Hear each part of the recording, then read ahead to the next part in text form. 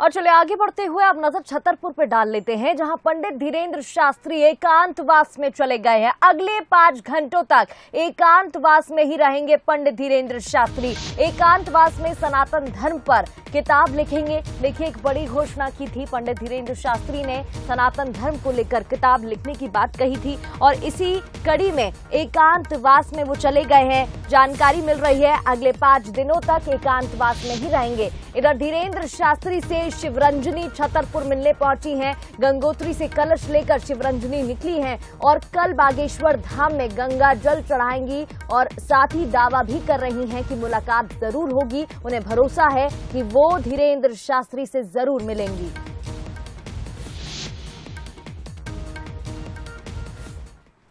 गंगोत्री से स्टार्ट हुई थी यात्रा। ये लोग 1 मई को निकले थे और अभी हम लोग 16 जून तक लगभग पहुंच ही जाएंगे, हमें ऐसा लग रहा है। बागेश्वर धाम सरकार बताएंगे पर्चा खोल के, जो उन्होंने लिखा है पर्चे में। नहीं, मेरे उद्देश्य तो बहुत सारे, लेकिन सब पर्चे में खुलासा होगा। नहीं मिलने का कोई सवाल नहीं है, वो मिलके रहेंगे, उनके दर्शन होंगे। मेरी बालाजी सरकार पे आस्था है और उनके दर्शन तो होंगे।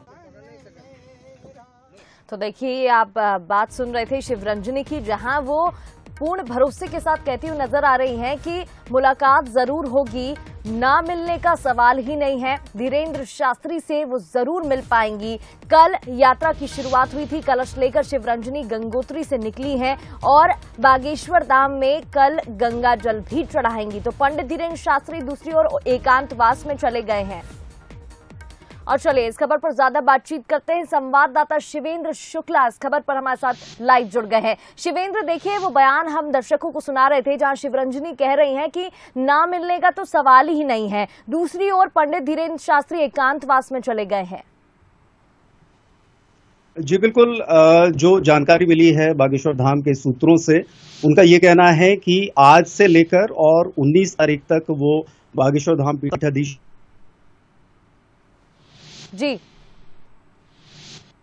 जो है उनसे विवाह की कामना को लेकर बागेश्वर धाम जा रही है और इस मामले को मीडिया में बहुत ज्यादा तूल पकड़ा था। इस मामले में जिसको लेकर ये कयास लगाए जा रहे थे कि आखिरकार जब भी वहां पर पहुंचेंगी तो उस समय क्या कंडीशन बनेगी।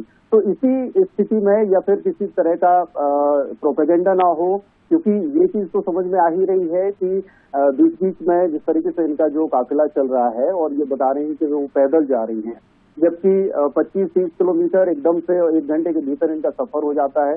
वाहन का काफिला भी चल रहा है और दूसरी तरफ पहले ये कहा गया कि वो विवाह की इच्छा लेकर आई हैं। इसके बाद जब मीडिया ने पूछा तो उनका कहना है कि जो पर्चे में निकलेगा वही चीजें होंगी। यहाँ दूसरी तरफ मैं आपको बता दूं कि जिन जगत गुरु शंकराचार्य को लेकर वो बात कह रही हैं कि वो जगत गुरु शंकराचार्य से के उस भतीजे की वो बेटी हैं, उनके पक्ष से भी पीठ की तरफ से आज एक प्रेस कॉन्फ्रेंस छतरपुर में हुई है, जिसमें स्पष्ट तौर पर उन्होंने कहा है कि कहीं से भी उनके परिवार से शिवरंजनी ताल्लुक नहीं रखती हैं, क्योंकि शिवरंजनी अपने आप में तिवारी लिखती हैं और वो जो शंकराचार्य हैं स्वामी सरस्वती जो स्वरूपानंद स्वर्गीय दिवंगत हो चुके हैं, वो उपाध्याय हैं। तो उनसे कहीं से कोई ताल्लुक शिवरंजनी का नहीं है और ये सिर्फ एक प्रोपेगेंडा है। जिस तरीके से ये नाम लेकर उनका चल रही हैं वो पूरी तरीके से गलत है। उनके भगवत ठीक है शिवेंद्र, देखिए, मामले में विवाद तो कई खड़े हो रहे हैं, लेकिन शिवरंजनी का दावा है कि वो धीरेन्द्र शास्त्री से जरूर मिल पाएंगी। देखना होगा कि ये मुलाकात होती है कि नहीं।